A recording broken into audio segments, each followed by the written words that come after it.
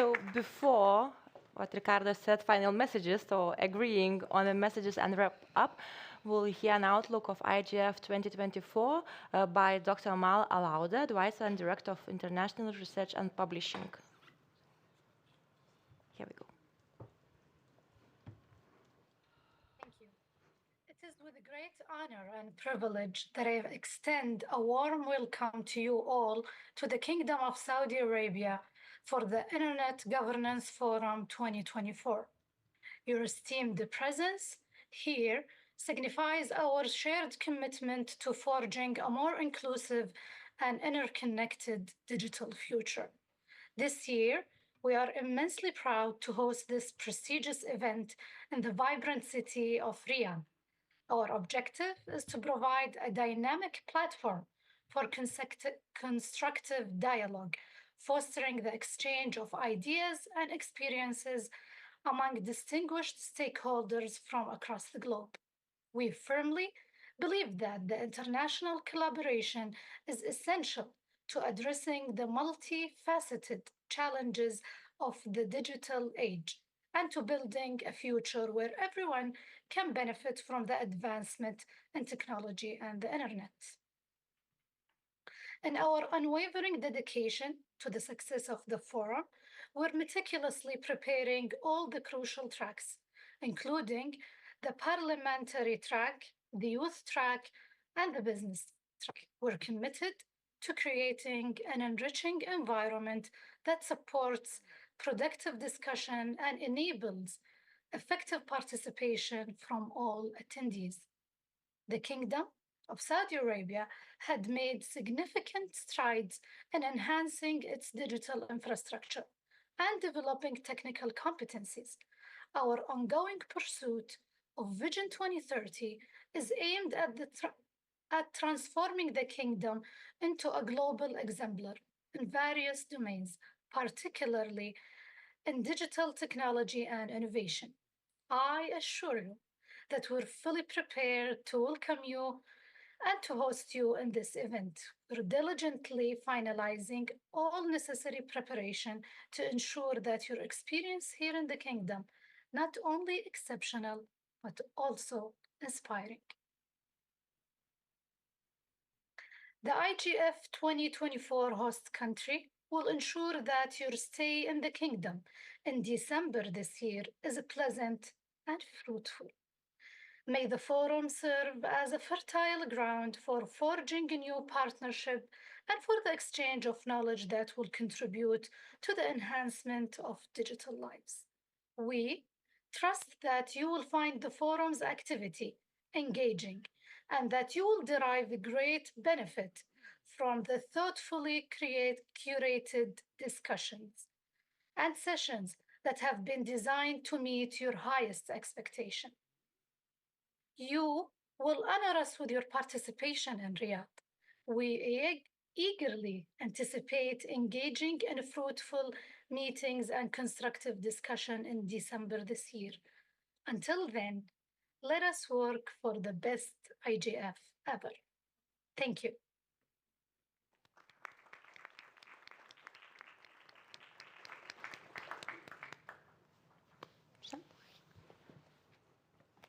So Sandra, it's time for you now. You know, you have two mics. I have only one. Okay. But so is this mic on? yeah. Okay. It's actually not time for you, but time for you. Time for you to agree on the messages that shall go out to the global IGF, to policymakers, and to the world.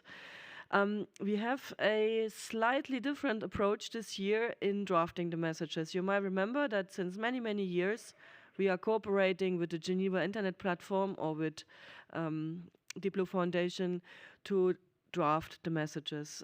We are doing this since we invented the idea of having messages, and that was at the very first EuroDIG back in 2008. And we take the proud at EuroDIG that we were the first one inventing the concept of messages, which are now adopted by many other national, regional, and even the global IGF.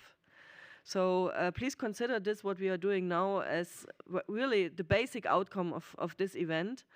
And this year, for the first time, the message drafting process was supported by AI. And the Geneva Internet Platform has developed a tool that produces a transcript during the session, that produces an AI-generated report, and also some other informations on how many speakers spoke, how many words, how many seconds. It's quite funny. We will publish those results on our wiki so that you can have a look, and you might consider this a good or a bad tool. I find it quite useful in order to get some essence of the session. However, AI should never replace human thinking. And that's why we have, of course, humans sitting in the audience, and in this respect, the program committee, that took messages in, or that followed the session in addition, and took these AI-generated transcript and report just as a tool for them to draft the messages. And during the past 2 days and the last session, even during the lunch break, the messages, what they considered to be the messages, were created. We consider the program committee members as neutral, so the real important thing is that no focal point, no speaker should really just have their agenda, what they want to see in the messages, but that really in the messages goes only where there was broad consensus among speakers and the audience.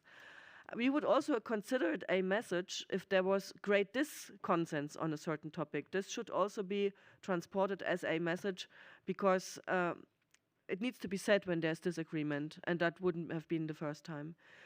So in order to go through the messages one by one, I would ask the technical team to bring up the laptop from this podium up to one of the screens. And I would like to invite those who drafted the messages, which is Minda Moreira. Here she is in the room. She drafted the first segment. Ricardo Nanni. Maybe Ricardo, because you are second, you take a seat. And Jörn Erbgut. Jörn Erbgut drafted them for the past. And once we see them, here are, was muss ich denn machen? Going back in the settings in order to mirror the screen, or what is the issue? Why is it not visible on this screen?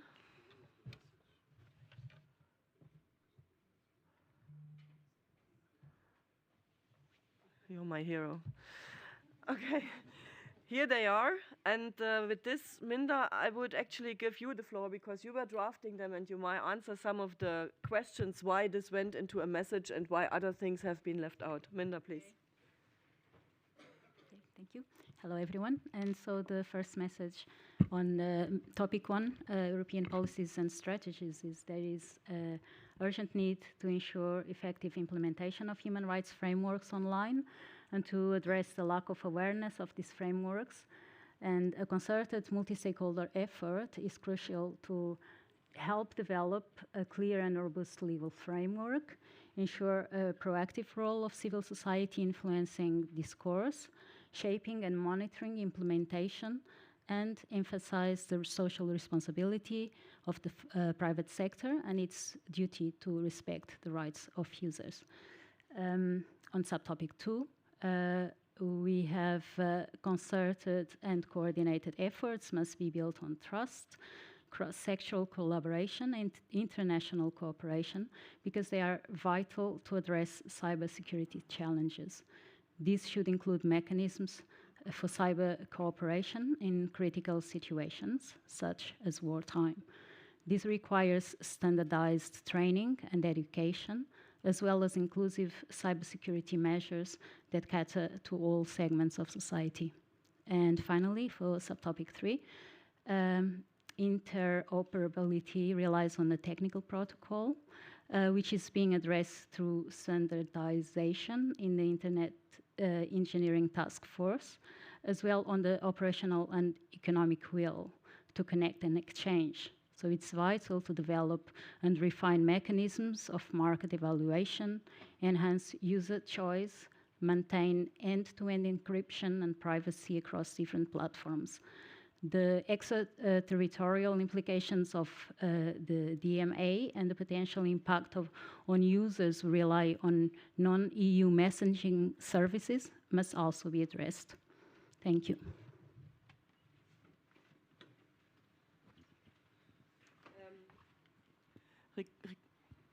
Ricardo, I would say we discuss those messages first and then go to you. So basically, Minna, I ask you to go back to the podium and would like to invite now the audience to let us know if this finds rough consensus, if this finds agreement, particular those who have been contributing to that session, or if you believe this does not really catch the content. Please refrain now from tweaking little words. This can be done after EuroDIG and also from Robert. It's actually tweaking. I would spell out what DMA is because in a summary it doesn't. Okay, Yeah. point taken. Yeah, that can be done very easily. You That's can a good also point. use the open mics that we have here, but we understand that for some people it might be difficult to get out of those rows. And we have the moving mic. I give you a few more moments to read through it.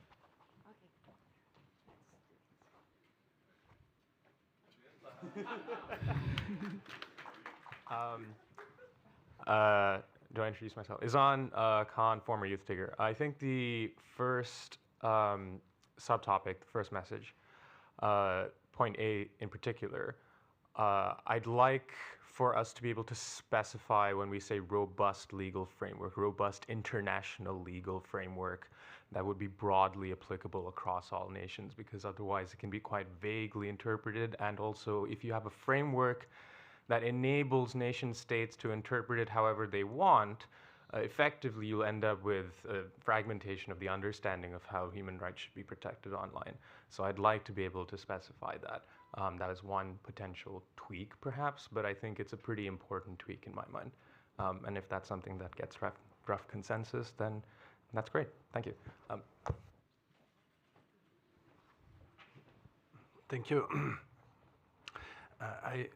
I agree.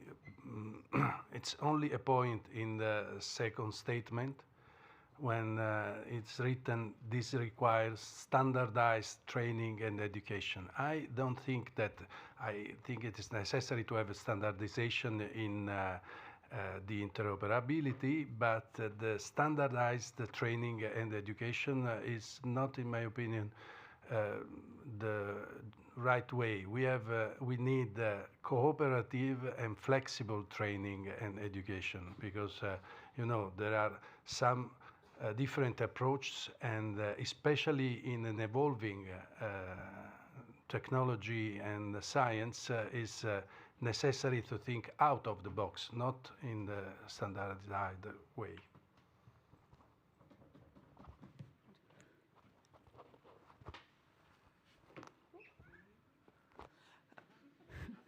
Minda, how are we going to do this? Are you taking into account and doing live editing, or?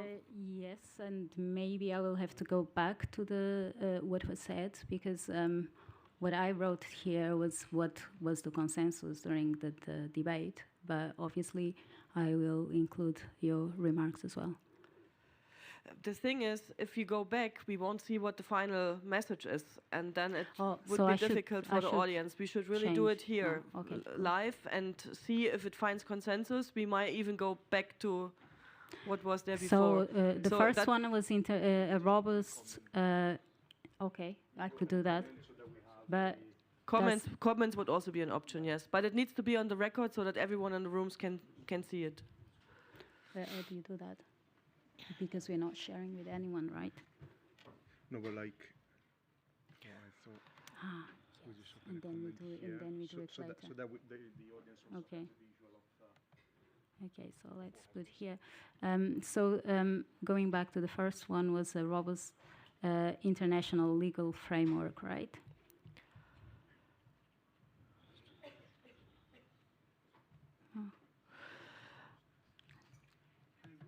And because I just read that people in Zoom can't read it, which is of course not what we want, I think we have to sorry, guys. tremendously enlarge it. Once she confirms the comment, they'll also be able to read it. No, in general, this screen is not in Zoom. It is now. It is now? Yes. Fantastic. I don't know how to use Windows things. Sorry. So, can you help me? Yeah. Okay. And you just write in that, and then. No, it's just that I cannot use this. I don't know how to use Windows. Oh, okay. Sorry. So do you want me to Yeah. write the comments? Yeah, Oh, okay. So the first one was about International. the national. It's the German keyboard. It is, but also because I haven't worked with a PC for like 30 years, so it's quite weird for me. Sorry, guys.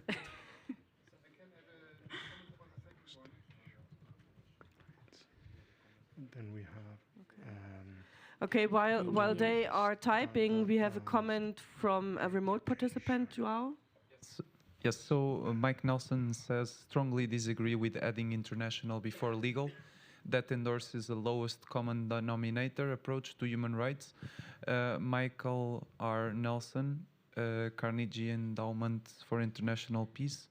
Interoperable and consistent approaches to human rights would allow some nations to go further faster. Okay, that's interesting. The point is we should take into account that this is not a negotiation process now. It's the best effort of a neutral reporter to take the essence of the session. So the aim is really that we get rough consensus on what has been discussed and not what is the opinion of individuals. This is sometimes a fine line because we have a lot of experts here in the room that think the message should be that way. But actually the message should be what was discussed in the room. And if you disagree that, or raise your hand if you really disagree when the reporter captured something as it was not discussed. I think this is the point that we need to make here. We have a comment from over there. This mic, please. Anyway, now it works. Thank you. Peter Gordinik, just on the process, because you already elaborated on that. If this is not a negotiation and we want to have changes, then maybe taking a baseline first to find out how much of the audience is comfortable with the original proposal would help judge the will to change. Thank you. But that is close to a voting if I ask no for a show of hand. Well, you don't have to do a vote. You have other means. Humming, like the IETF. I am so lucky I did not suggest that. But okay. There's another hand raise here.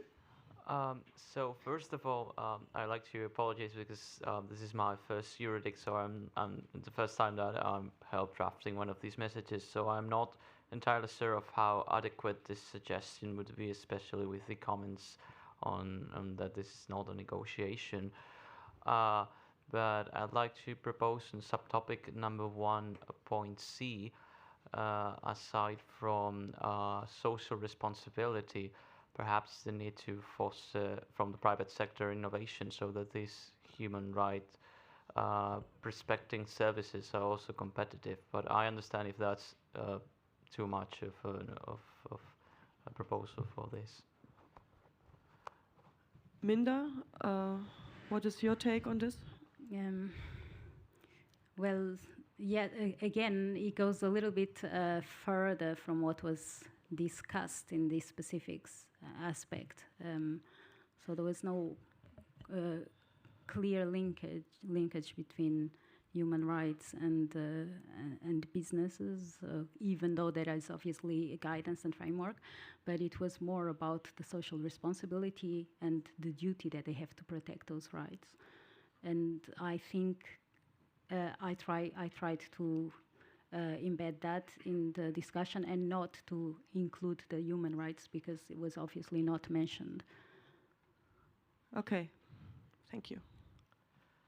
Any other comments? or any other strong disagreement with what Minda has drafted from this session?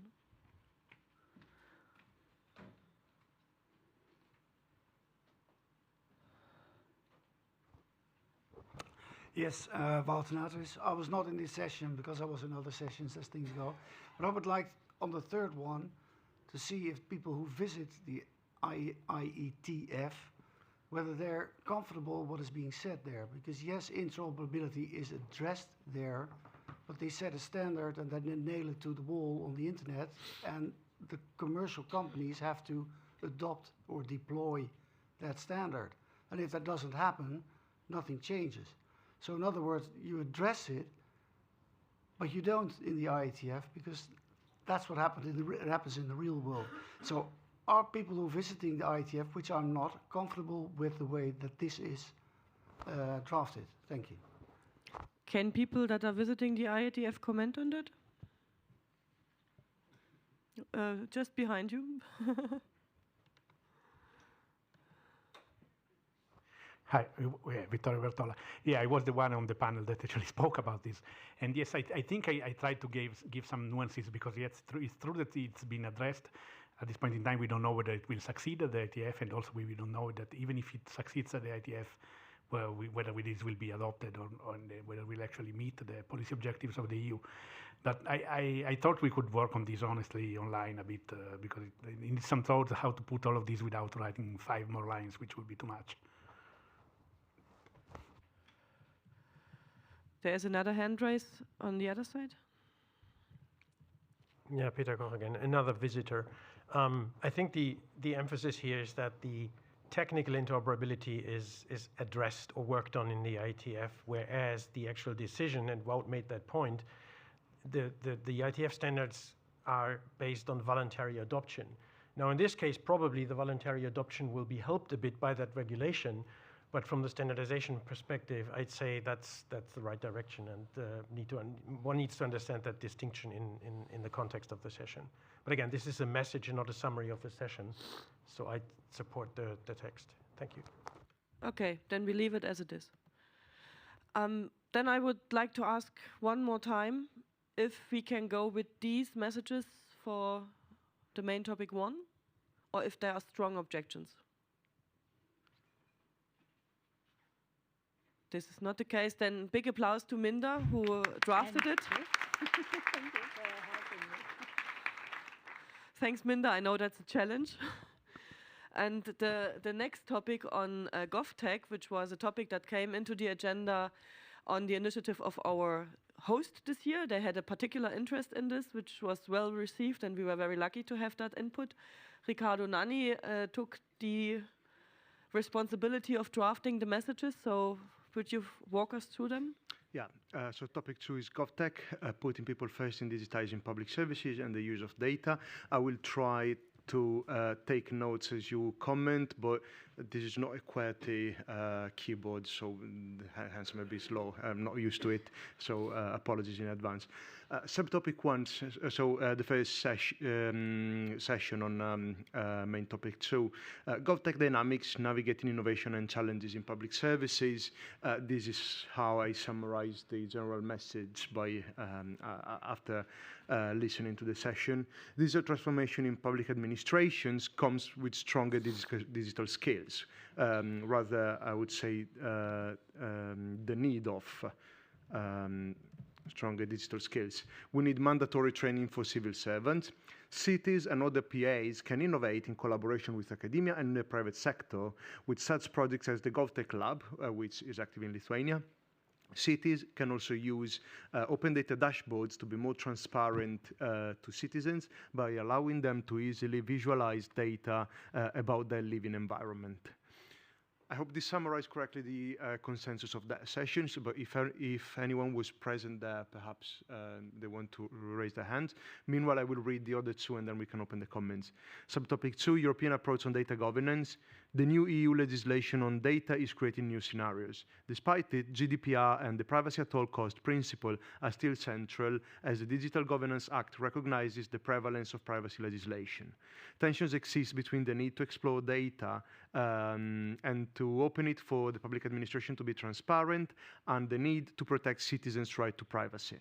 The new EU legislation, so the Data Governance Act and the Data Act, tries to strike a balance between the two needs. The EU values enshrined in GDPR are being adopted elsewhere in the world, both because of EU influence, but also because of recognition of their validity. Moving to subtopic 3, empowering communities, partnerships for access to services. Digitalization became more and more relevant after COVID and the new climate change-related catastrophes. Digital instruments now allow rescuers and public administrations to quickly identify who is in need and where on a specific territory. Nonetheless, catastrophes also make the digital infrastructure vulnerable, as disruption in communication can be caused by unusual weather events. Large amounts of the population in the world still have no or limited access to the internet, which is particularly true for people living in low-income or remote areas. This yields discrimination in access to services and opportunities. Once again, comments should not be about tweaks in the text. This has been drafted, I must admit, quite rapidly before moderating the previous session. So grammar structure will be corrected in due time. But please, if there are important points that were not that were covered during the sessions that I've left out in drafting the messages, please let me know. Please. Can we have the microphone here? Thank you. Hi, my name is Octavian Szofranski. I'm with the Council of Europe. Concerning the subtopic 2, we'll speak about the approach to data governance. In the text in front of us, there is a focus on the legislation of the EU, namely the GDPR, which is absolutely relevant for the European Union countries.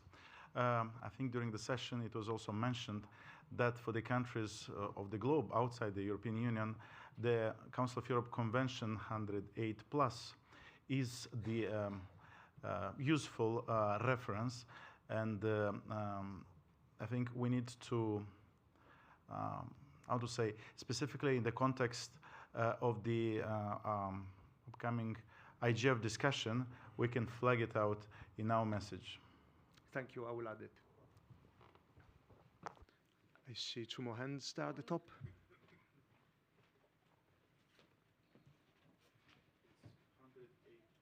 108 plus. Pushing it with all these cameras here, so. Maarten Botteman, we had a good session where there was an excellent explanation of how you could introduce LoRaWAN networks in areas at very low cost. And this would make it more accessible.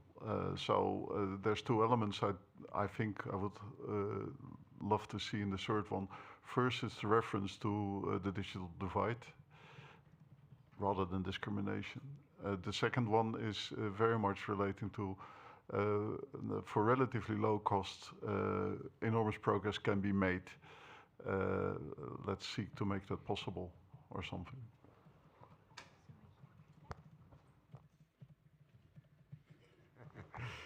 Well, hello, good afternoon. Yeah, I was Manuel de Costa Cabral from Anacom in Portugal. I was part in discussions in subtopic 3, and very much in line with the previous speaker. Well, I thank you for the text you presented, but I think there is also a positive note, let's say, to address the concerns that are raised there. So we talk about PPPs, public and private partnerships. We spoke about technological developments. We spoke about financing. We spoke about cooperation activities that can be undertaken. And so I think this positive note may be included in this topic. Thank you.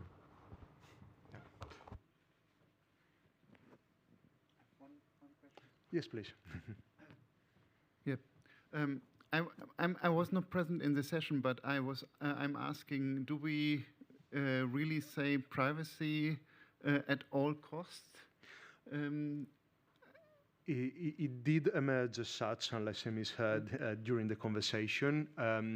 Is anyone from subtopic 2 who participated in the session present in the room who can correct me? Perhaps in case I can just go back to the moderator or the focal point and make a note about it. Does somebody has the impression that EU is enforcing privacy at all costs? This sounds to me like a very extreme statement.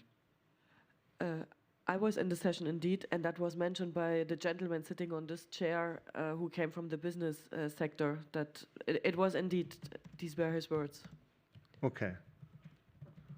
The question is if that should be in the message, what a single person said, and what might sound a bit provocative, but yes, it was there.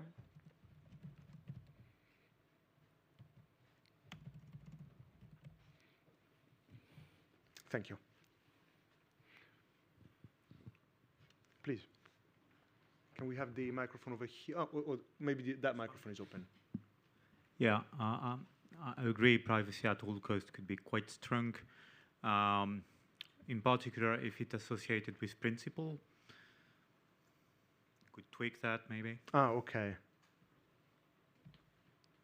And maybe referring to other principle, like privacy by design or maybe other approach rather than principle, since it was mentioned. But okay.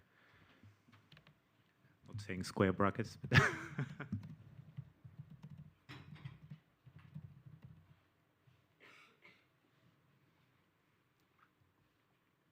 Any other comments or strong disagreement? If you can live with it, then it's fine.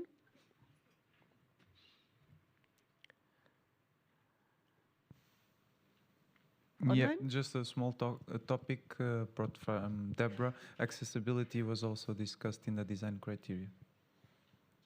Can you say it again? Sorry. Accessibility was also discussed in the design criteria.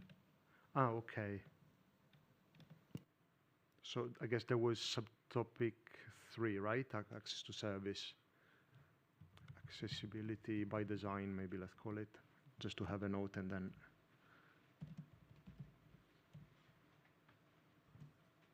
Okay, thank you. Okay, then I think that is it. I don't see anyone else. Then thank you very much, Ricardo. Well Thank done. you. Fantastic. Big applause for Ricardo.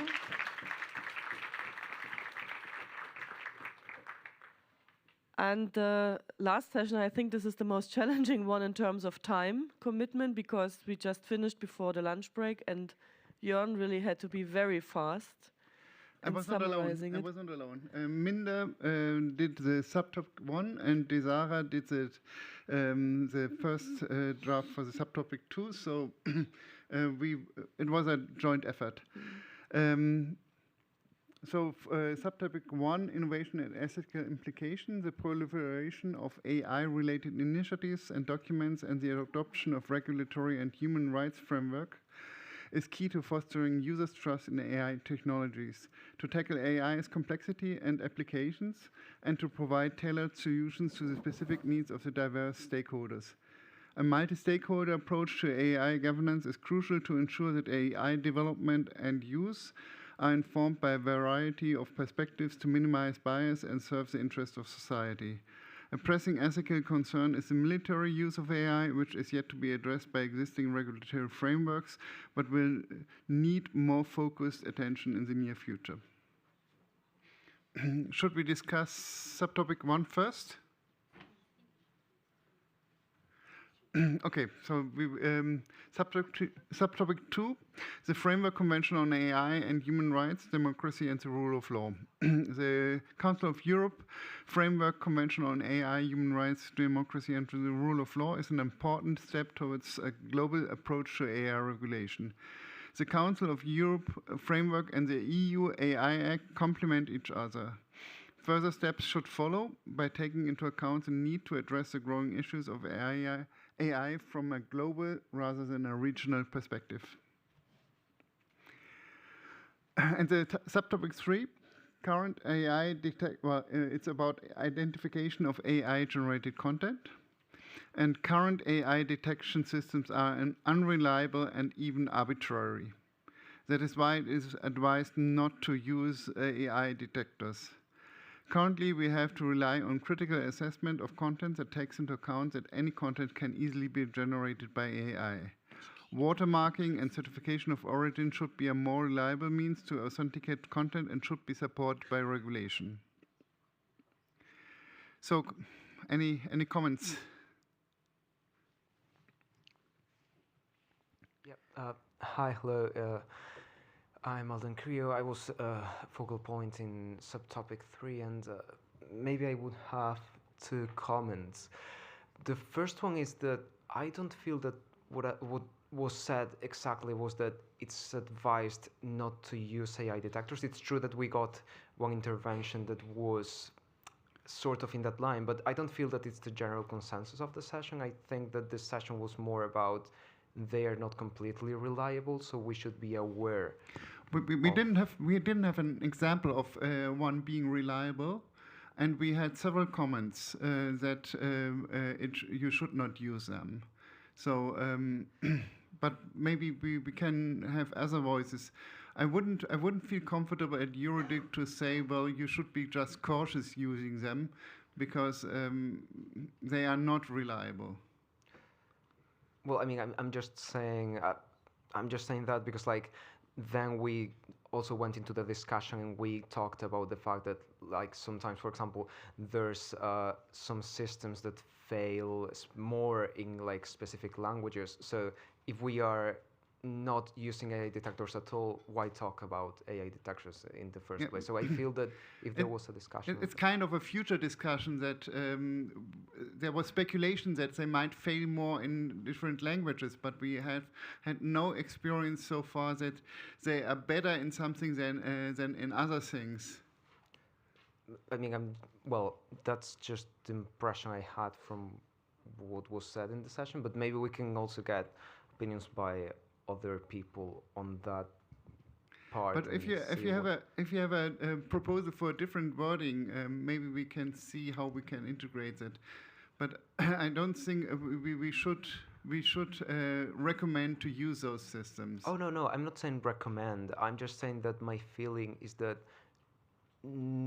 like the outtake of the session in general, I don't feel that everyone was saying I advise you not to use them.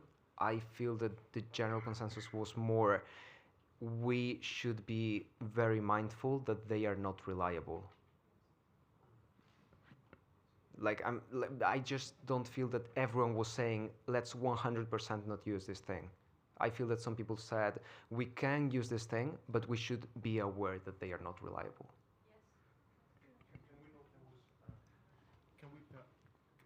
Is this working? Okay. Can we perhaps just note that there was disagreement, therefore, on this point, and this is an outcome of the session, and we highlight it in the messages. I will add a note if I can do it with Windows.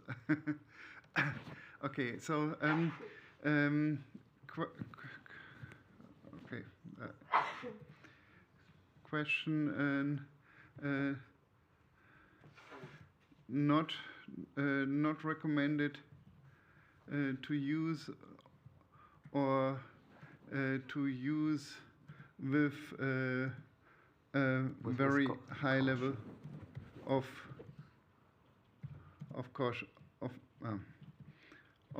caution. I would feel at least, but feel free to speak up. Really, I would feel that would like summarize a little bit better what was said. But feel free to see. Do you want the? Okay, there's another hand up there. So is it related? Okay, I'm gonna throw it. Okay. If it's not related, then let's do this one first, and then. Oh no, I don't want to speak. I just want to be second. Thank you everyone for teamwork. I'm Emily, coming from EuroDIG, and I agree with the raised point because it also supports the point that was raised during subtopic 1. where we need to completely balance the innovation and regulation, because if the regulations are too strict and we completely say we should not use and ban 100%, it is going to block innovation. And this is the point that comes to being afraid of AI instead of finding ways to use it better and finding ways to fix it and make it more and more reliable. So I believe also in subtopic 1 we should add that point that regulations and innovations should be balanced, and there should be found a common ground between these two factors. Thank you. Emily, since balancing innovation and regulation is the overarching theme of EuroDIG, I think there is no need to put that into the subtopic again.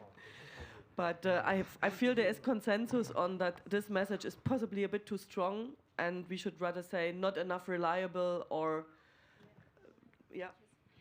I think it was not really a question of use or not use. It was more of awareness of the unreliability of this of these apps, and therefore then people have to make their own decisions. Well, is there an agreement that they should not be used to for real students?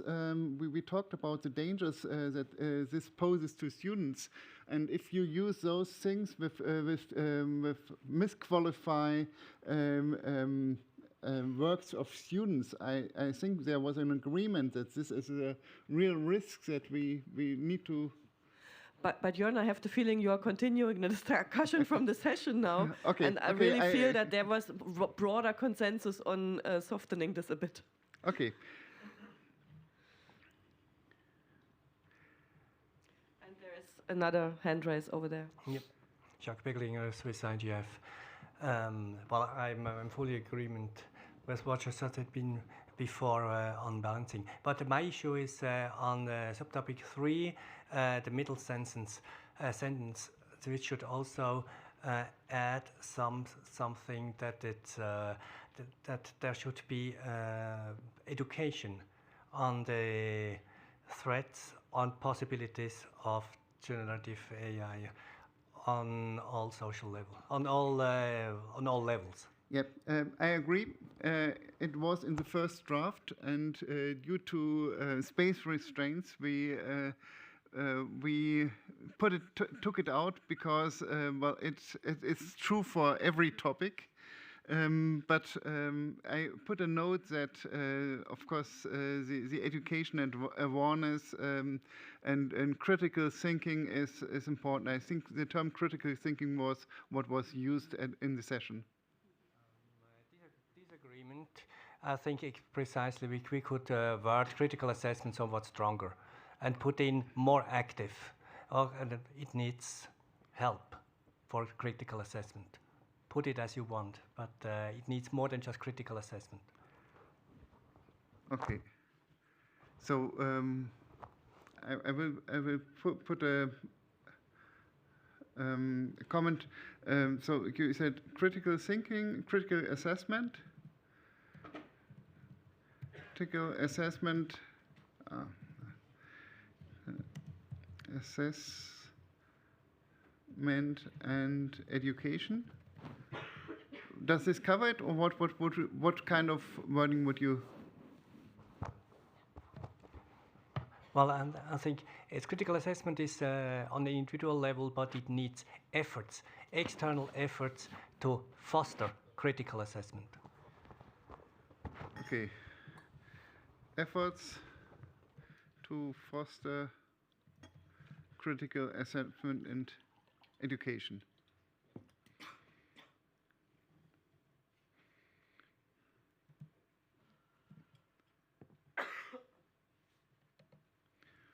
Were also mentioned.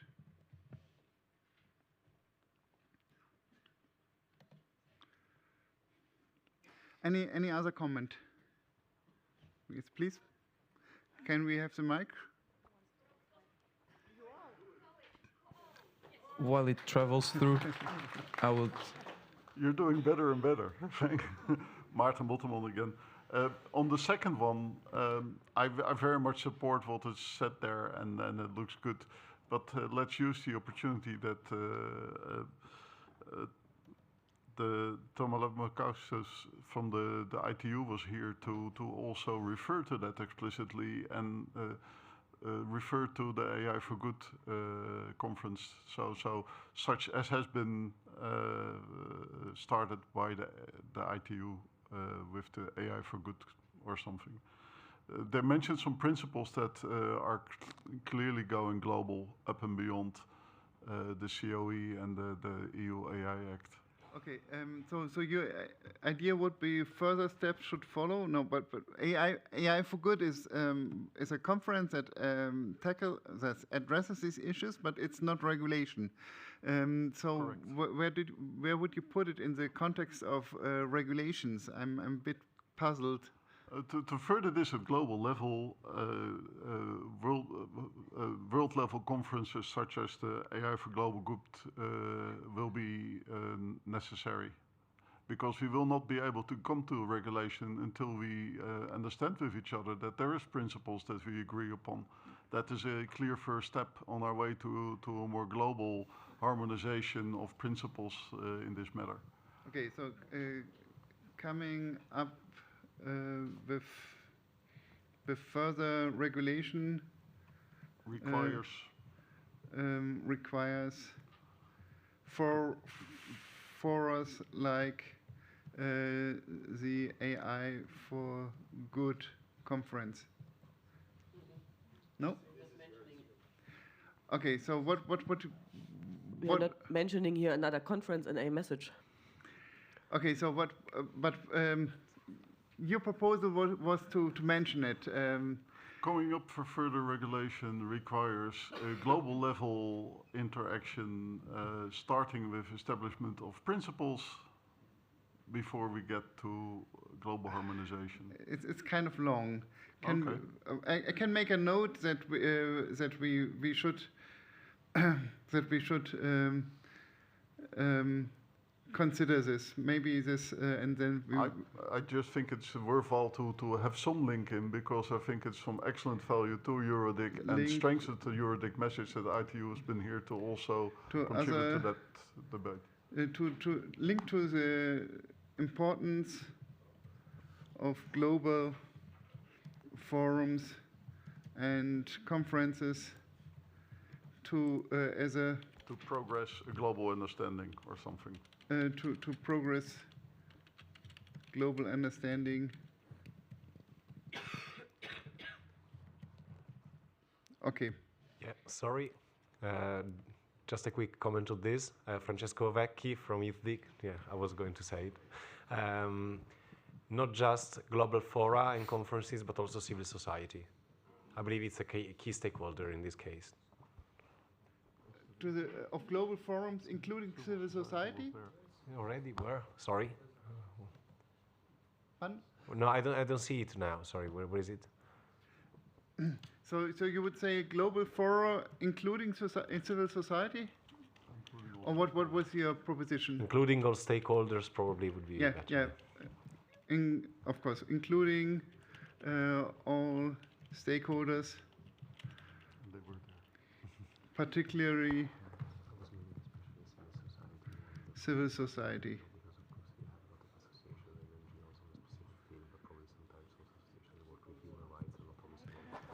And Jorn? I'm going to take the floor now, and the light is on for quite a while to read and summarize a couple of points while you take notes. On topic 2, Deborah was mentioning the upcoming September vote on AI Framework Convention, the need to have a cat to catch a mouse. AI Act is a cat. And this was the overview of how to see the situation, in that there is a need for regulation and enforcement to harmonize. I don't know, I will share this, and I'm taking note of these comments as well, but I'm reading through the audience also to to get the understanding of consensus. And on topic 3, also discussed the importance of not eroding trust, as well as respect for legacies of trustworthy, authentic, reliable information sources. There was also a topic brought by Avery, which was one of the statements I found powerful in the AI sessions, was when dealing with AI, use legacy markets of quality. The last one I didn't understand. Legacy markets? Of quality. Can you repeat the whole sentence? One of the statements I found powerful in the AI sessions was when dealing with AI, use legacy markets. Oh, sorry. My bad. Totally my bad. Use legacy markers of quality, not markets. Markers of quality. Legacy markers of quality? Yep. Not sure what it means. I could give shortly the floor to Avery if she wants to take the floor. I will ask to unmute. Avery, if you're there. We missed her so much. Les absents ont tort. Well, she'll get back with a clarification. Okay. Do we have other comments?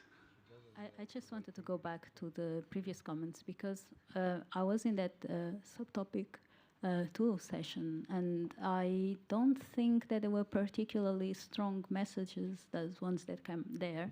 Maybe I was distracted, but I don't recall that. I don't know if others remember this being mentioned, so the link to importance of global fora, conferences, civil society.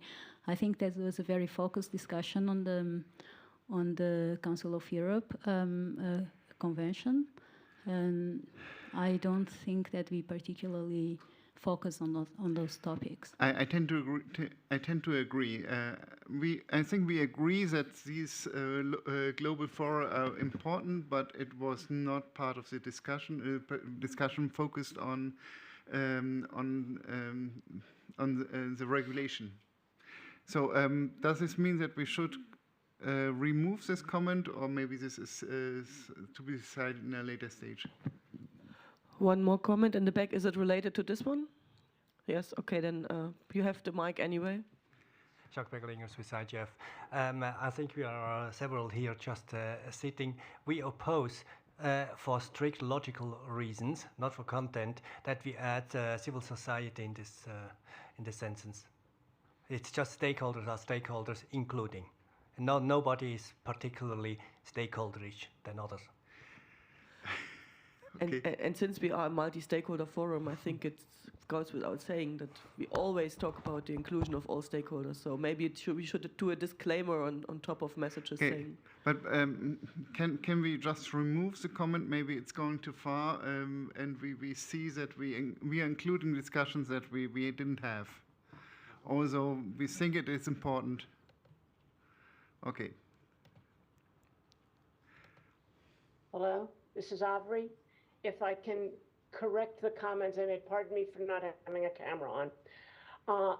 The one was, I was actually producing a quote, somebody said, using the legacy markers of quality. Now, what I took that to mean and what it seemed to mean there is, let's not just walk away from all the standards we had for quality. So it wasn't using a legacy provider of information. It was basically, let's use the same kind of metrics and measures and markers of quality that we currently use on other information. So that was the point that was being made, or at least that I thought was being made, but the quote itself was legacy markers of quality. And the other question I asked about why particularly civil society, of course they're critical, but all stakeholders are critical, and one is not particularly more important than another. Sorry for confusing you all with my way of putting things in chat. Okay, thank you for clarifying. The question is, of course, there was a comment in the session regarding trust to reliable sources. Is this something we need to put in the messages? Can we?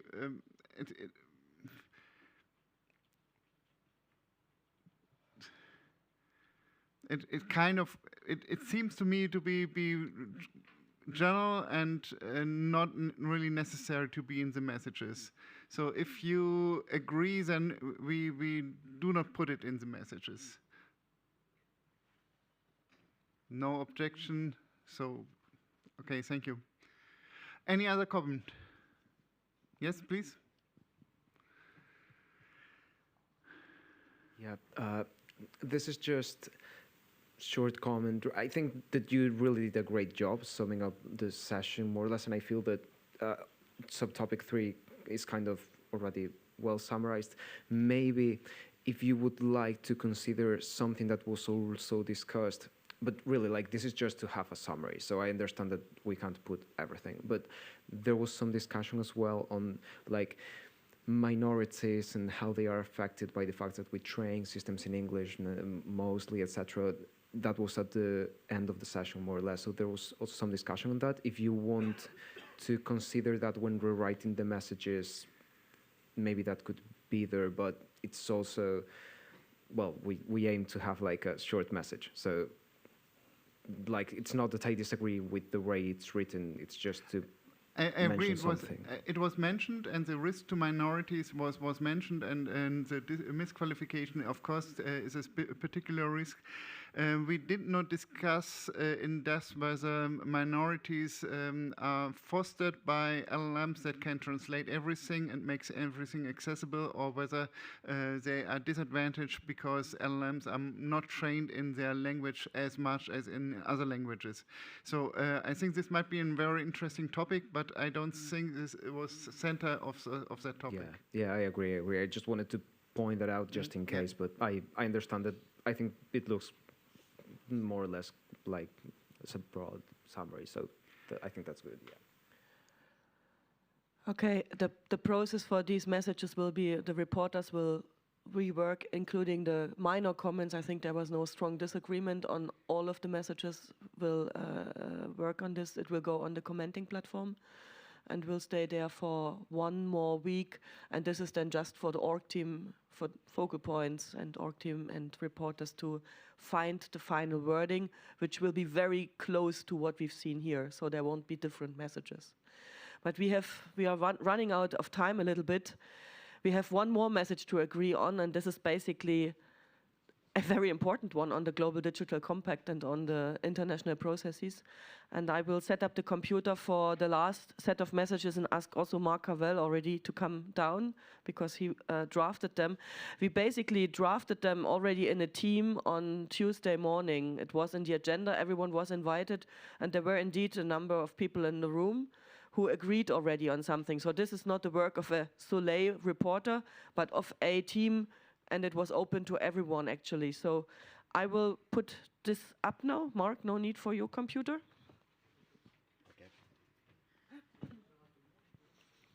And in the meantime, if I can share just a few statistics perhaps about the online moderation and interaction. So in the last 3 days, we had quite an intense discussion, both on site but also from the remote. And it's not a chance that you see me here seated all the times, and although the speakers are changing, I'm the vessel of communication sometimes for many that prefer to type the questions, sometimes because the connectivity issues, but also making the bridge between the participants who joined us online, both as speakers and as people from the audience.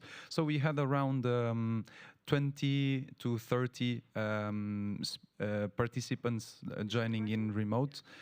During the keynote sessions, the number went slightly upper, which makes sense because at some point people just break for the workshops.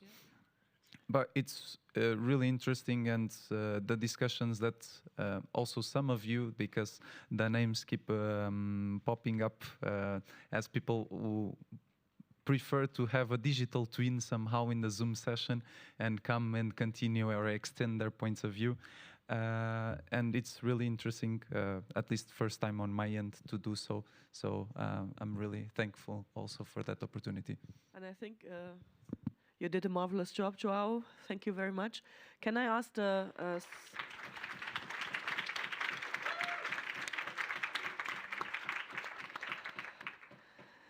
Can I ask the messages from this screen to be shared here on the big one again? Done. Fantastic. So, Mark, the floor is yours. Okay, thank you. Thank you, Sandra. Good afternoon, everybody. The global internet governance processes were discussed on Monday. There was the opening plenary, and we also had a pre-4 session on Monday, which was a valuable opportunity, really, to update participants in EuroDIG on the status of the various processes. I mean, there were 4 processes we touched on and had presentations on. The Global Digital Compact, which is the UN Secretary General's proposal that will be launched at the summit of the UN Summit of the Future in September. There is an ongoing negotiation process in New York at the UN to finalize the text. So that text is not yet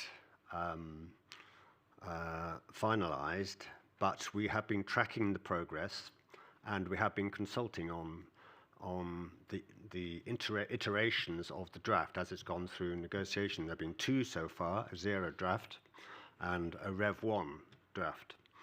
And we're expecting another version of the draft to emerge next week as a result of further negotiations going on amongst the member states.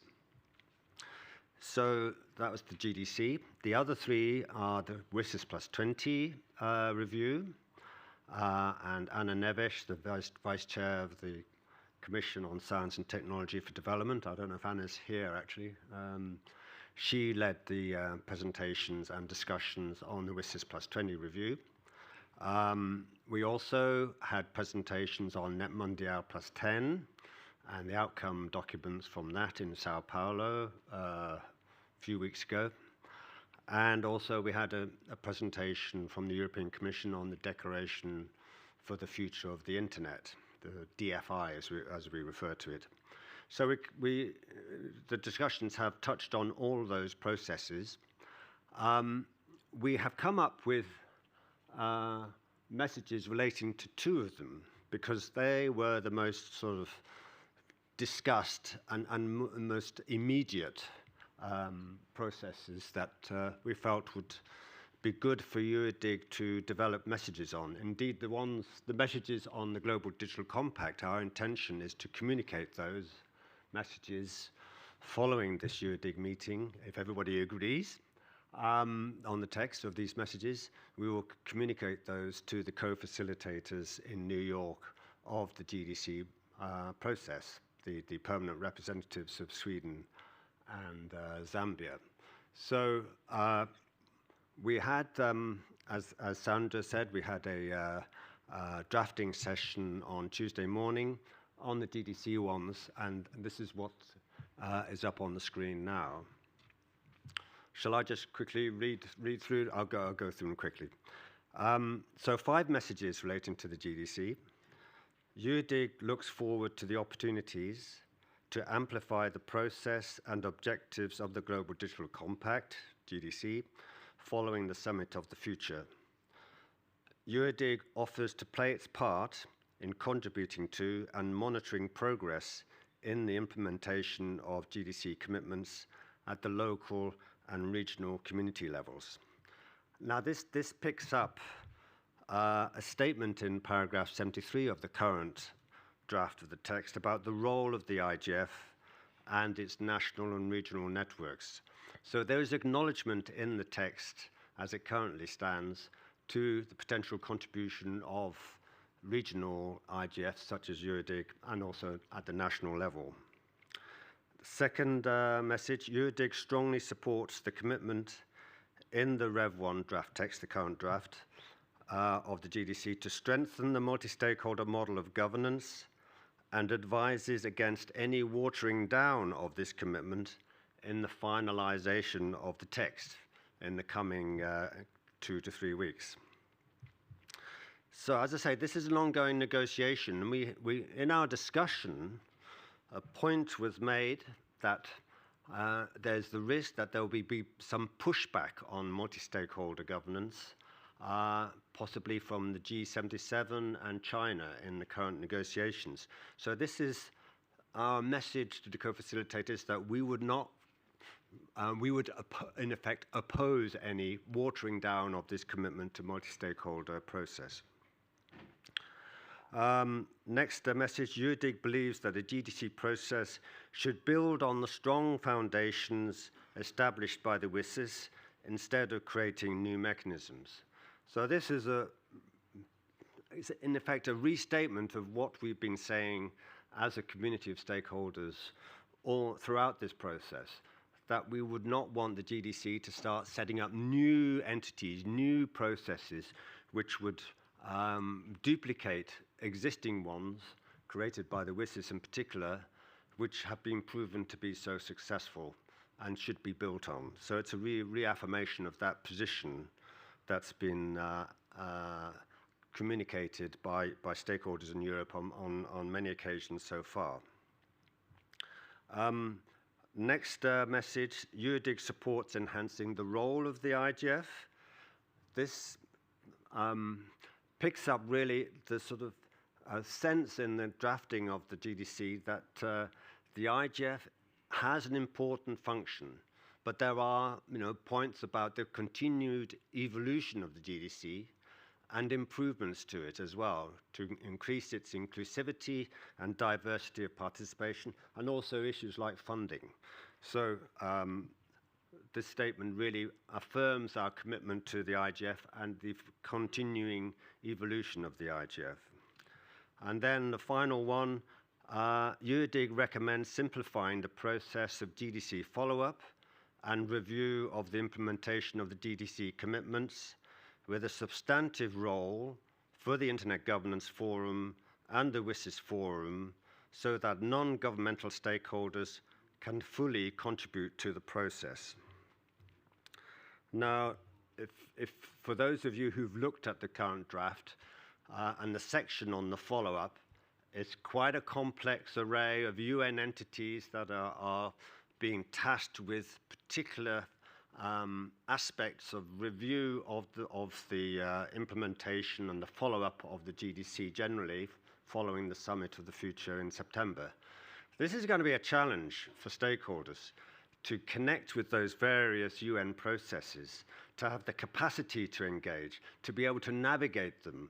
So this is really a statement from stakeholders in Europe that this process needs simplifying and centering in particular on the WSIS Forum and the IGF as the sort of important central channels for stakeholder engagement.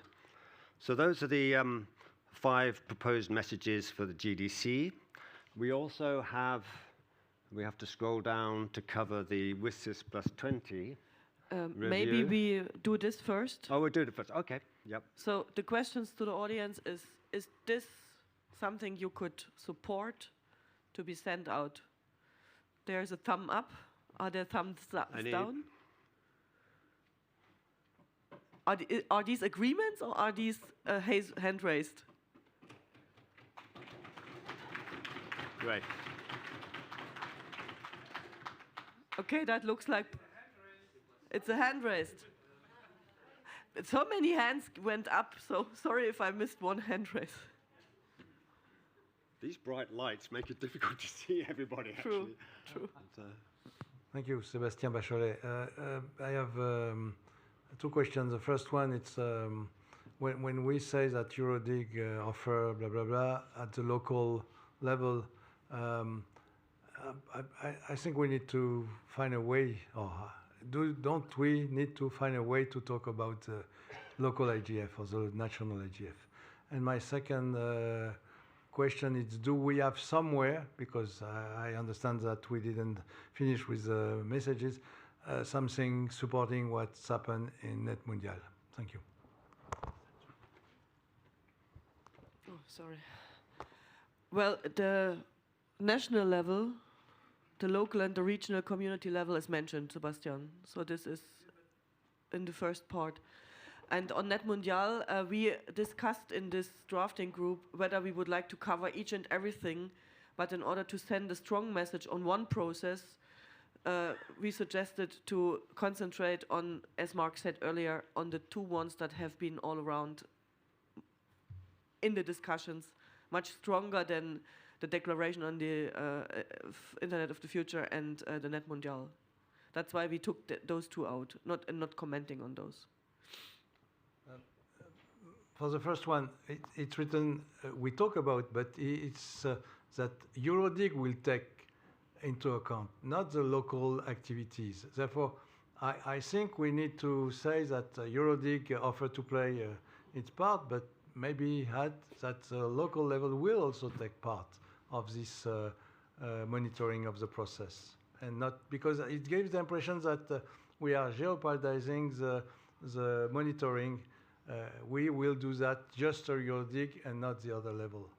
It's why I have trouble with this sentence. And regarding, I am sad that we don't support, and we have a strong message about Net Mondial. Thank you. Well, I mean, we are talking as EuroDIG at the moment, and I mean the point is well taken, Sebastian. But and we hope, you know, when we go back to our individual countries and engage in our national IGF processes, that we can, you know, all, communicate that fact that there is the opportunity to contribute to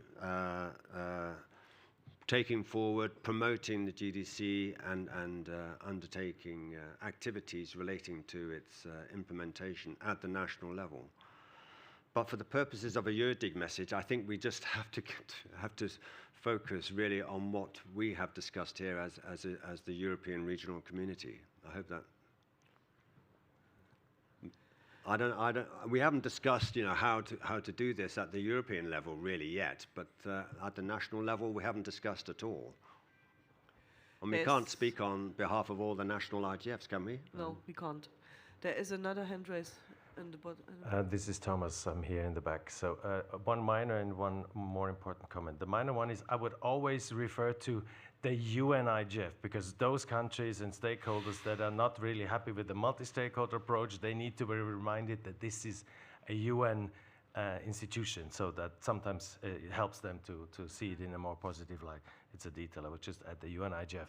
And then about Net Mondial, I think Net Mondial is not any initiative just like the DFI or something. Net Mondial is a guidance to make multi-stakeholder and multilateral processes more transparent, inclusive, and accountable. So this is fundamental, and I think we should, and this was raised in the discussions, I think we cannot ignore that we now have a tool, the Net Mondial guidelines, to actually help these processes to be inclusive and accountable. So I really think we would make a mistake if we would not refer to that. This is not just any process. This is very fundamental in my view. Thank you.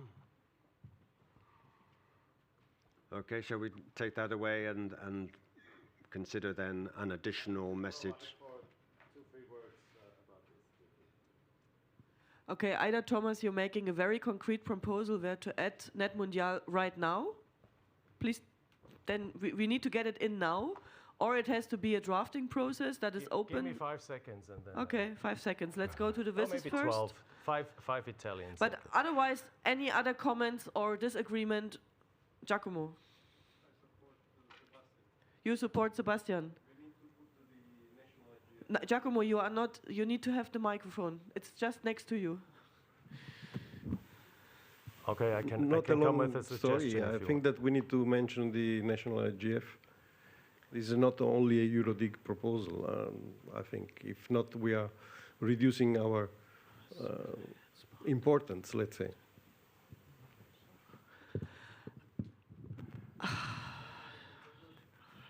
Yes? Sebastian wants to make a proposal. On Net Mondial? Or later? You need a minute more to think about it. Sebastian wants to make a proposal. We cannot jump from topic to one topic to another. No, Sebastian, sorry. In the aspect of inclusivity, we need a mic.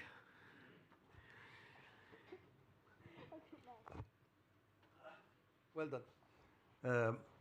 Something like, along with the national IGF, we don't need to see if they agree, but we say that we will work with them. If they decide not to work with us, it's another topic. But therefore, EuroDIG offer to play along with the national IGF. It's part in contributing to and so on and so forth. I am not a first language English speaker. Sorry about that.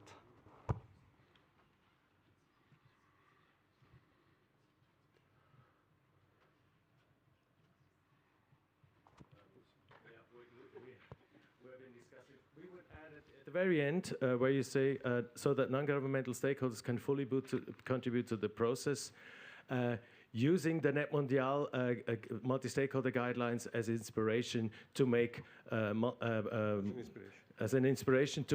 processes more inclusive, transparent, and accountable. These are the 3 keywords that you need to have. The rest is as an inspiration. Yes.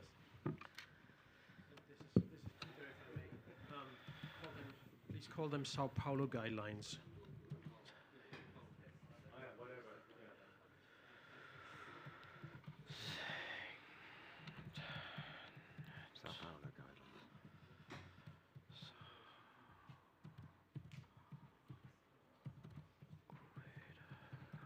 What was it? As an inspiration for making processes more inclusive, transparent, and accountable, whatever order.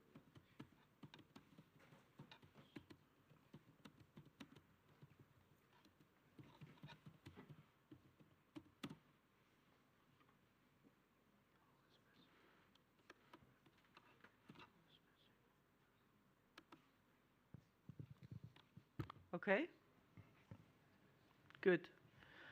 Then coming back to the national and regional IGFs, well, usually I don't have an opinion on the topics, but here I do have indeed an opinion, and I tend to agree with Mark that we are not the forum that can speak for national and regional IGFs, and we are sending out the messages as EuroDIG. And while everyone agrees on the importance of the national and regional IGFs, we as EuroDIG, we can not do much more than to offer, and this is the point, we can offer to play our part in contributing and monitoring the progress in the implementation on the GDC at the local and at the regional level. The thing is, what we offer is not always wanted, or there is not always a big feedback from a national level, to be honest. And some national IGFs really want to only focus on their national topics and don't want any regional initiative to interfere in what they do. And that's why I think we can't do more than we offer to play our role. And this I can just say from a process point of view. That's correct.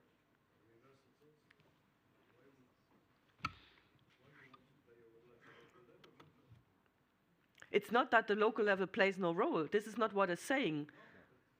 It's saying EuroDIG offers, and this is what comes out of this forum, EuroDIG offers to play its part. Yeah, Sebastian, you don't have a mic. Please take the mic.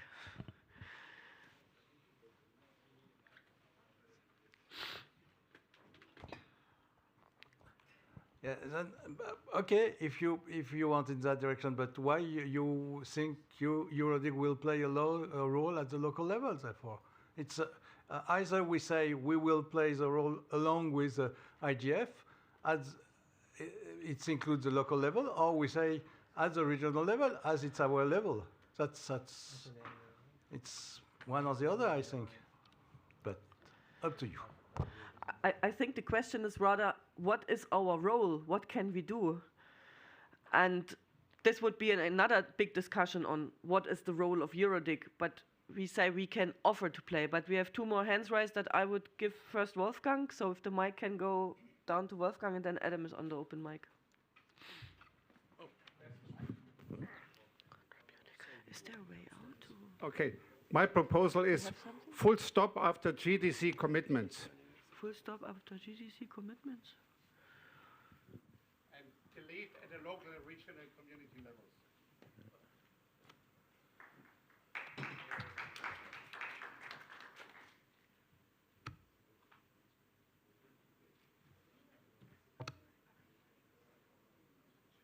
I don't think it's a great idea to be editing in plenary. I'm sorry, Sebastian, we cannot speak for people who are not in the room. I'm involved with a number of national and regional IGFs, and while I think 99% that they agree with what you say, you cannot speak for people who are not in the room. You cannot do that in processes like that. We do not have the right or the authority to speak for people who are not here. We speak for ourselves, and that is EuroDIG, as Sandra said. It's just not how you edit text. So if you want a document that's going to be respected, you have to do it this way. Sorry.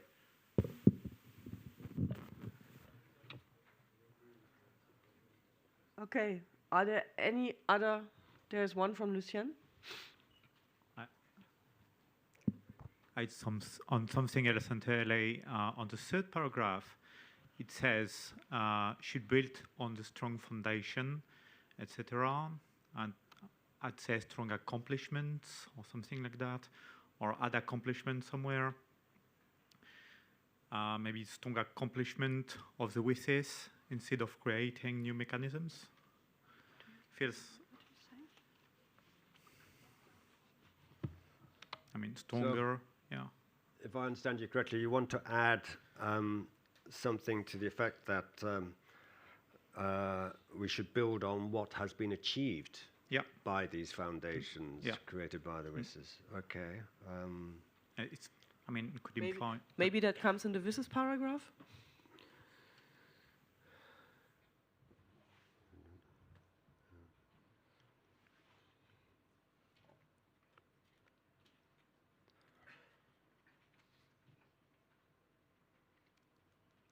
Well, it's not explicitly covered in the WSIS plus 20 section. The recognition of achievements of what was created by the WSIS. But I mean, I mean, I'm happy to add some acknowledgement of what has been achieved based on the WSIS. Based on what the WSIS created. So possibly it would be. So if we go back to the GDC text, we can include it here: positive linkages and achievements. Well, that's only about how these three processes intersect and mutually reinforce each other and so on. I would suggest, Lucien, think about it for a moment and come up with a very, very concrete sentence where you think it can go in, because we can't follow what you just had in mind right now. Please come up with a very concrete proposal within the next 2 minutes, and we see if we can include it, just like we included the Net Mondial, that what Thomas suggested. Is that okay? Good. And in the meantime, I would encourage us to have a look at the WSIS review, because we are really running over time now. So, Mark, if you would read this. These three messages have been drafted by Ana Neves, the vice chair of the CSTD. So I'll go through them. EuroDIG recognizes the positive linkages between the WSIS plus 20 review, the Global Digital Compact, and the 2030 Agenda for Sustainable Development. So that, as I said just a few minutes ago, it's about recognizing how these three processes relate to each other in a positive way. The second part of this message is EuroDIG believes there needs to be a comprehensive understanding of the process of the WSIS plus 20 review. And the third part, the review should not undermine the achievements of both the 2003 and the 2005 phases of the WSIS. It should instead be primarily an opportunity to improve the processes of multi-stakeholder internet governance and global digital cooperation. Stop. So there are the messages in respect of the WSIS plus 20 review. And it follows the discussions on global processes by EuroDIG and also the CSTD consultation on the WSIS plus 20 review, which Anna chaired on Monday. Yeah, okay. So there's one comment here. Thank you. Actually, haven't seen this part, but now seeing this, I think actually using the Sao Paulo guidelines and so on would actually better be placed at the end of the WSIS because it's more general. It's not just about the GDC. And then I would suggest to put the words using the Sao Paulo guidelines, blah blah blah, as an inspiration. Then put them at the end of the WSIS section. And then another suggestion is, but this is up to you, I would not only say we should use it as an opportunity to improve the processes of multi-stakeholder internet governance, but of multilateral and multi-stakeholder, because the multilateral processes need at least as much improvement as the multi-stakeholder ones, but this is up to you.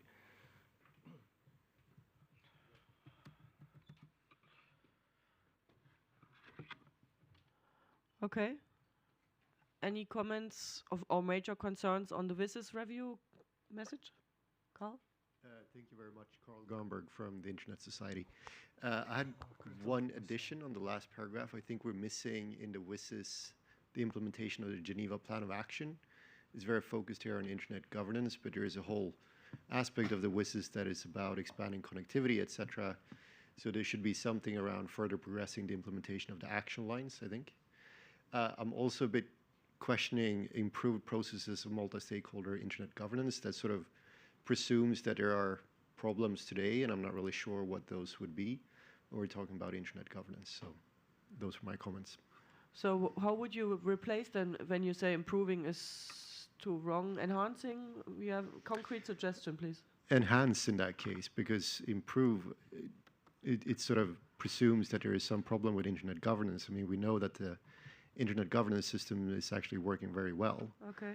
So a message saying that we need to improve it, I think, is not accurate, but rather that we should emphasize other aspects of WSIS, like the implementation of the action lines, which is really where we're lagging behind. It's not on the internet governance side, it's on action lines. On the action lines, I'm not so sure if this is really, of course it is our cup of tea as well, but since we are an internet governance forum, we focused on the internet governance aspects of all this. So is this really then important to mention all the other parts of that process as well? I mean, I would think it's relevant to talk about the whole of the WSIS, and those are important components of the WSIS. If we're mentioning the WSIS Plus 20 review, an important part of the WSIS Plus 20 review is not only the sort of Tunis agenda and the internet governance pieces, it's also we're mentioning the 2003 Geneva Plan of Action in here, right? So the Geneva Plan of Action is not about internet governance, it's about those action lines. Okay. So if we're already talking about 2003, what exactly then would we should definitely include it. The wording then that you suggest? I'm not sure if I have any wording top of mind, but something around enhance the process of multilateral and I don't know, renewed commitments on implementing the action lines or something like that. But a mentioning of the action lines, I think, is important.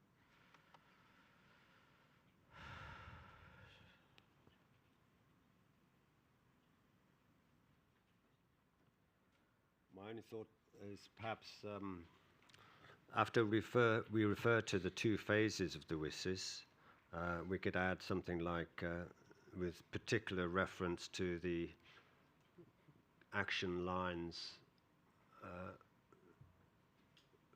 What do we say about the action lines? The completion of the action lines? They're not complete, are they? They're ongoing, aren't they?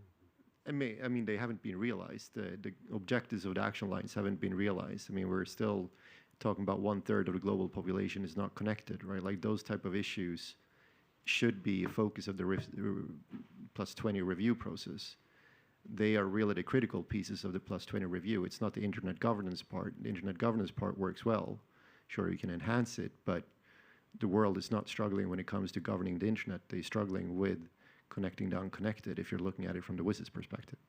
How about just trying to keep this text as concise as possible without too much complication through going into detail. So after the phases of the WSIS, with particular reference to the progress with the action lines. How about that? I'll be happy to suggest, it's something that's still going on. Yeah, absolutely. Something But that's there is still going on. progress. My point was really that when we're talking about a WSIS plus 20 review, we shouldn't miss out on the opportunity to talk about the Geneva Plan of Action and the action lines. And because right now it's only focused on the internet governance component I of would it. have a proposal that may help, if I can. Yes. I think he's right that we should not talk only about internet governance. If we have the 2003 and 5 phase, the action lines are implicitly there. So my proposal, trying to actually make it simple, would be that the last sentence would read, it should instead be primarily an opportunity to enhance the processes of internet governance and global digital policy and cooperation. Because if we should not also fall into the trap, Sandra, that we consider ourselves the internet governance as just a part of digital governance, of internet governance and global digital policy and cooperation. So that also the digital policy and cooperation, and then you can delete the rest until using the.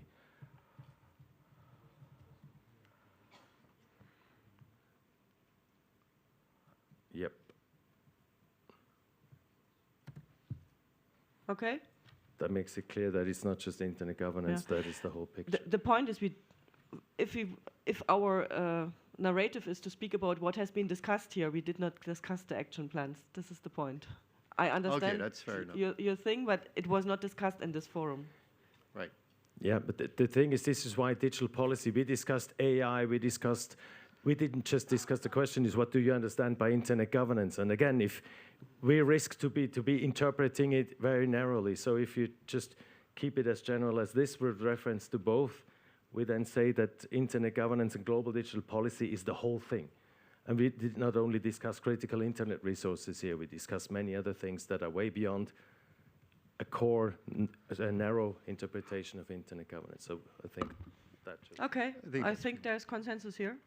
So last word, Lucien, did you come up with something concrete on the proposal you made? I was saying that on action lines, clearly we need to be, I agree with Thomas, one of the problems with the GDC is cornering IGF and related processes. So agreeing that we actually discuss a number of processes that are not just relating to internet governance is quite important. Mentioning or not action lines, whatever. On the third paragraph, on the GDC, it's kind of the same concerns. My main concern is by only speaking about foundation and not accomplishment, it's limiting, in my view. I'd say maybe strong foundation and accomplishment of the WSIS instead of creating a new mechanism, but better as is, better wordsmithing, I guess. I don't know. So do you think it's covered if you just add accomplishments? Yeah. Accomplishment or... Okay.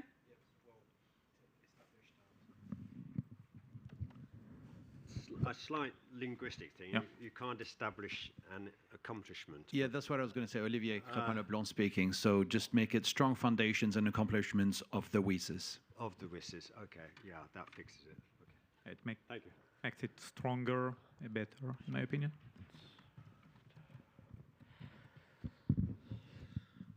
And take out established. Yeah.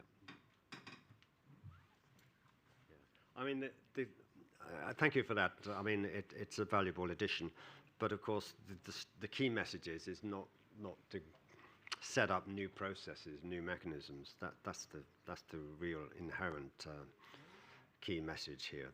Okay. Well, thank you everybody for that, and thank you for those who joined our drafting.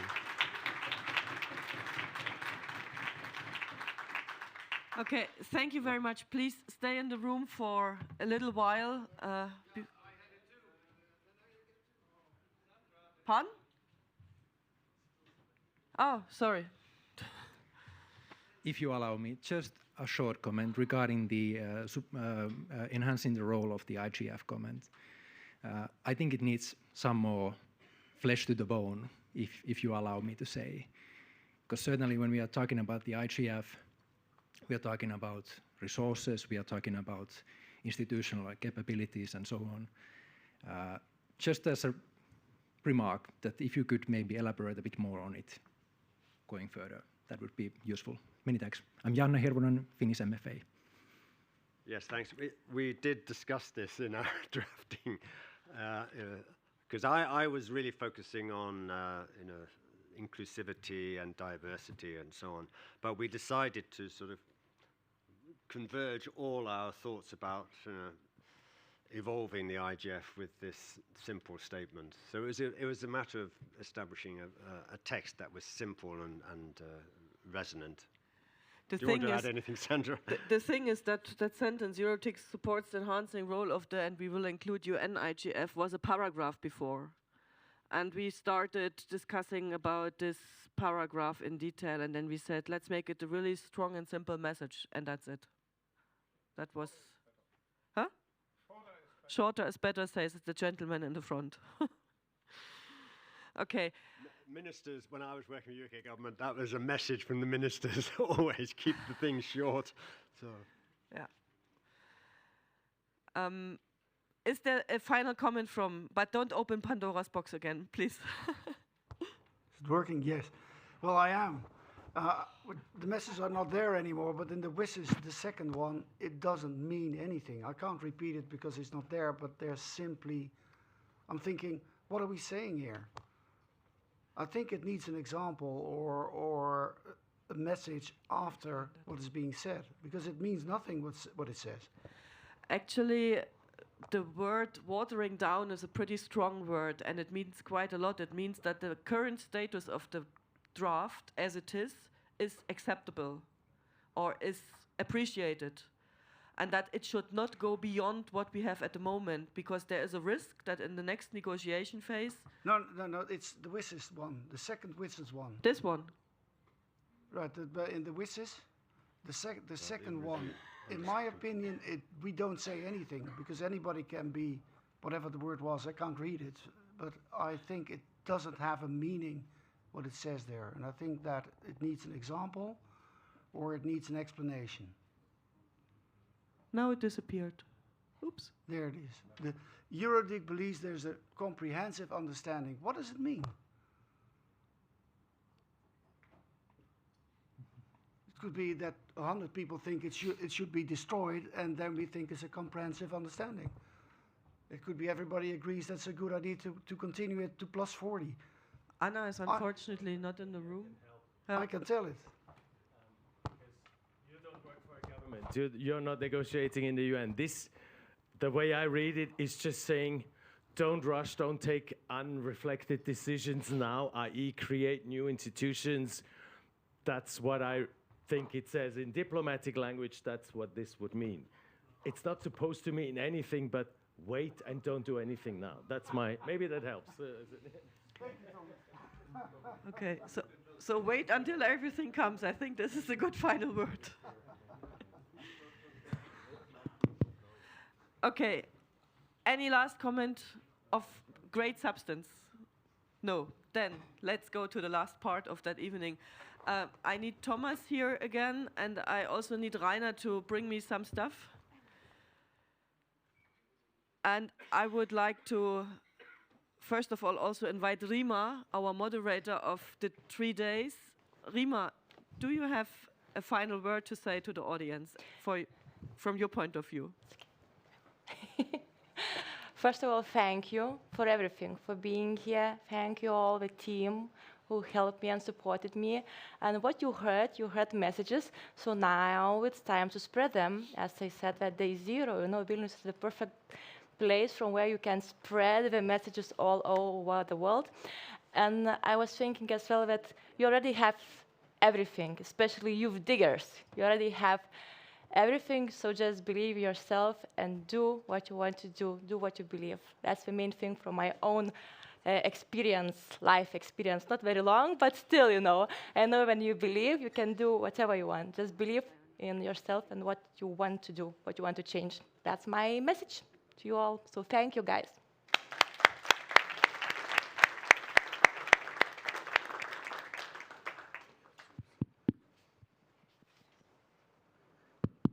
See, just takes time. Yeah, this is the end. Not of life, but of EuroDIG this year, almost, of course. So this is the moment to say thank you. Yeah, And so And I Thomas, hand they over. can all leave us reviews. We're waiting to your reviews, guys. Yeah, you Still can say waiting. thank you There. also through the reviews, and also say what the ideas do you have to improve it. I'll be very short, so I hand over to Sandra. Yes. And now it's up to me to not forget everyone who significantly contributed. So first of all, the fantastic host. And here I would like to call to Jurate, if she is still here. I know we were running over time. Yes, she is fantastic. So Jurate, if you would like to join us. Die Taschen, die Tassen, diese Plättchen. Inga, of course. Das kriegen andere. Gintade.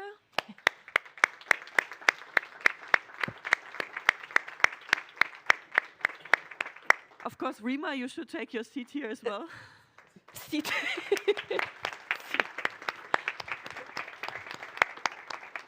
And is Paule in the room? Paule. No, Paule is not. Paule is from Go Vilnius, and they were the one who welcomed us here in the city, Rainer and me, for the site inspection in a very nice manner. So maybe you take a bit the space of this. Thank you very much again. I think it was a special EuroDIG in respect that we had a fantastic involvement of the local community. This was really what made this EuroDIG so special, not only from you as a host team, but honestly from what the community, the people from Lithuania contributed in the session planning process already. There were speakers on panel, there were focal points, they were engaged from the very early days until today, and we could hardly see any better local involvement, and this is also thanks to you for mobilizing the community and for welcoming us here.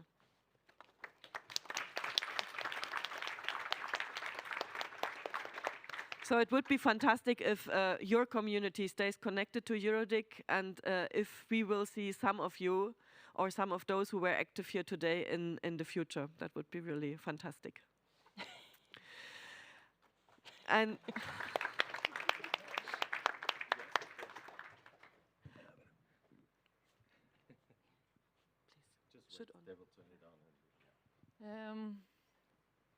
Actually, it was an adventure for us because this EuroDIG was not only the first EuroDIG for us as a host, but also as a participant.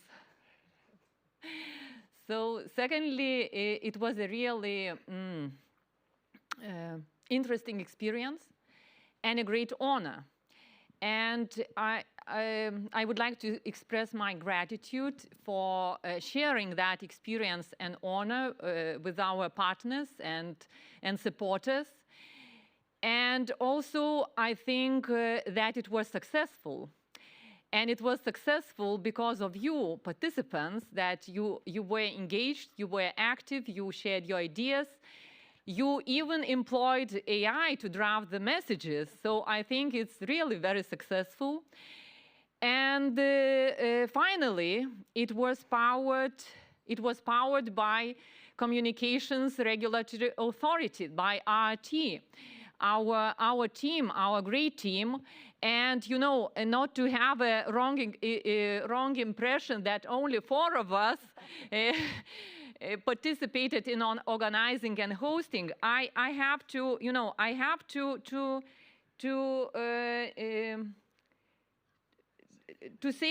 say all the names of our team. You know, people are behind that, not AI, not AI. So I am thankful very much to Nadezhda, Vitalija, Raimonda, Aiste, Renata, Darius, Vikte, Aurimas, Rimas, Marija, Rima, Rita, Gintarė, Vaida, Paulius, Jūratė, Rytis, Mikola, Vilius, Algis, our speakers and moderators, Indrė, Vygantas, Kristina, Darius. Special thanks to Vaida for the session was the next game changer in future connectivity. I hope you enjoyed it. To Inga for idea, it was her idea. And Ignition and our catalyst, Justina, you did a great job for us to succeed, Justina. And also I like to thank the family members family members of Gintare and Ridana, their kids and friends of their kids, so Juta, Rapolas, Grete, Rugilė, Patricija, Kristina ir Vilius. So, and I would like to ask you to make a very loud applause to the RT team.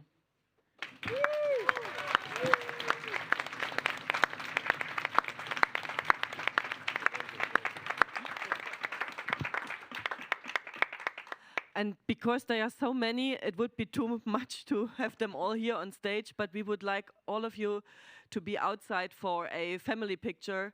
And what we have for you as a little thank you is a voucher so that you can do some online shopping for the effort that you did. When you are asking now what actually have they done, they've been our remote moderation hosts and session hosts. They've been at the registration. They helped setting up the technical stuff when we arrived with our van. So they really were engaged from the very early days of setup until the last moment. Thank you very much for making that possible.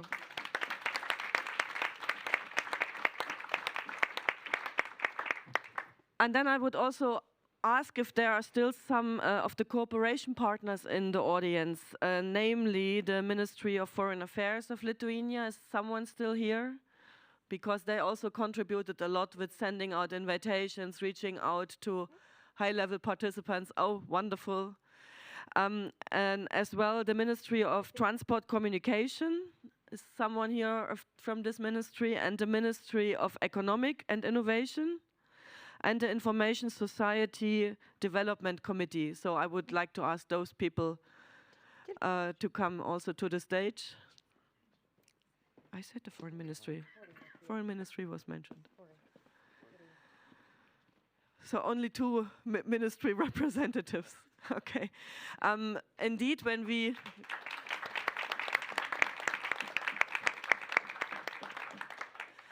When we visited Lithuania in September, after the magic WhatsApp from Inga came, we met indeed already 3 ministries, and that was also something very extraordinary. We met with the ministry, the Vice Minister of the Ministry of Innovation and Economics and Transport and Communication.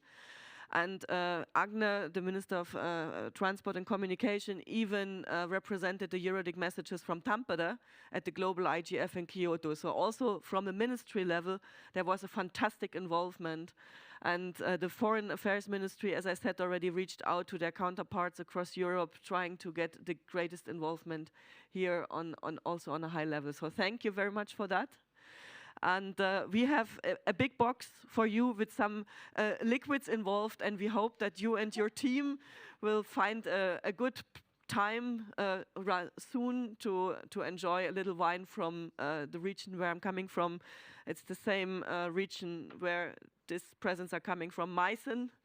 So it's a small area, but with very high quality wine, and we hope you enjoy this as a team. I don't give it to you now because it's heavy.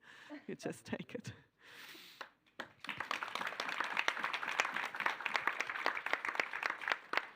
Of course, and then we would like to thank the company that is accompanying us for quite a long while already. 3 people are here this year. The 4th left already after setup.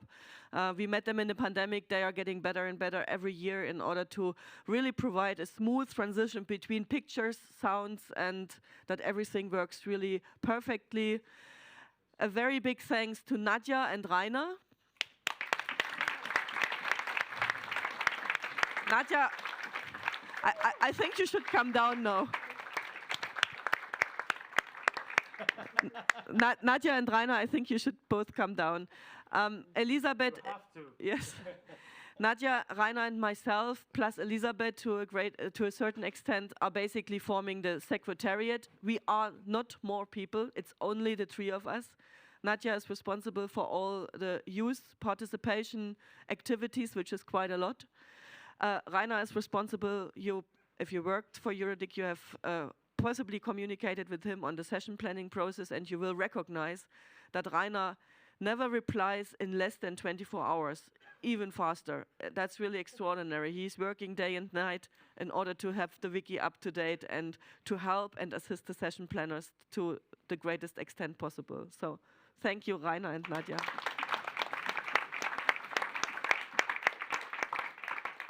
Elisabeth is unfortunately not here with us, but she's still doing our communication on social media and newsletters. So if you read this comes from Elisabeth. But this is really it. So if you help us to find better resources, we might engage some more people because there's more work to be done. Then I would also like to thank Joao and Sophie. Joao joined for...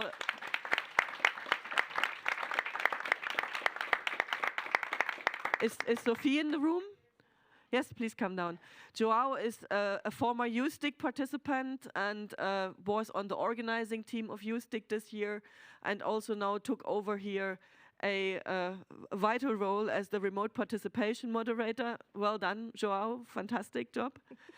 And of course, Sophie, who is also with us since a couple of years, she is managing all the volunteers that agree to host the sessions to be remote moderators for the workshops. So she is their supervisor and troubleshooter. Thank you very much, Sophie.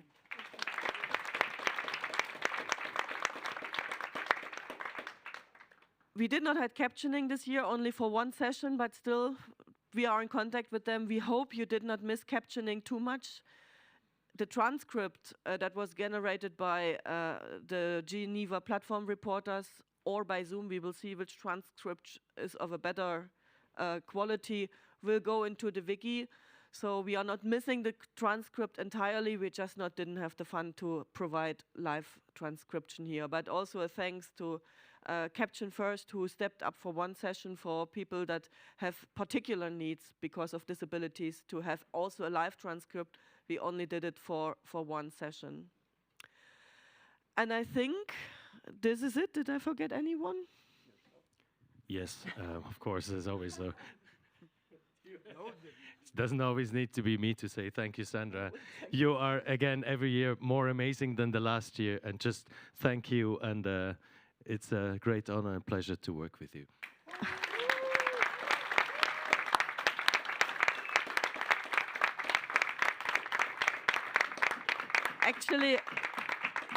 Actually, I forgot a person, and actually it's a person very close to my heart, which is my goddaughter, Luisa.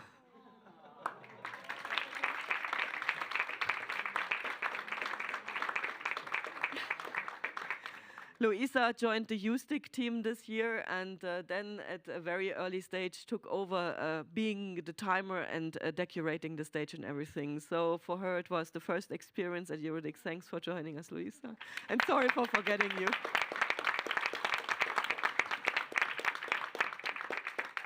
Okay, so then let's see where we are next year. We don't know it yet. Yeah, on this, there's a few known unknowns, for instance, like where and when will the global IGF happen, and that has, of course, some implications on EuroDIG as well, no matter what the decision will be.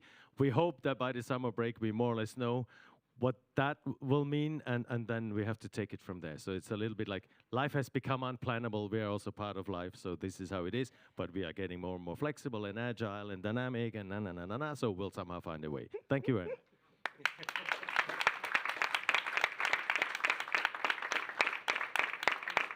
And maybe a last thank, not on the organizational part or to a certain extent, but on the expertise part. We were extremely supported by the Council of Europe this year. They are our partners for many, many years already. Actually, they made EuroDIG possible. But this year, bringing their Secretary General, bringing a lot of experts and supporting Lithuania as the host of the Council of Europe presidency at the moment was really of great help. So thank you very much to all the people from Council of Europe.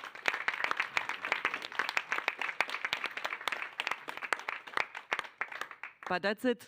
Have a good rest of the day. I would like to ask Lithuanian colleagues, they are not just... Kolegos iš RRT, gal galite arčiau ateiti, please, for the family photo with the organizers and yeah, shall we do it here because not Tada gal patraukiam šituos, Can I get the micro for a small announcement?